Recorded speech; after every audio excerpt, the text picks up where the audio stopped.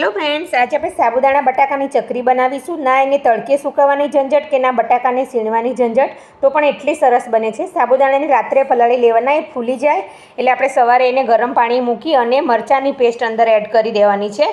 મરચાં મિક્સરમાં ક્રશ કરીને મેં એડ કરી દીધા છે. મીઠું, મરી પાવડર અને આપણે જે પલાળેલા સાબુદાણા હતા એ આની અંદર પાણીમાં એડ કરી દેવાના છે, ઉકળતા પાણીમાં. બટાકાને સીણવાની ઝંઝટ નથી.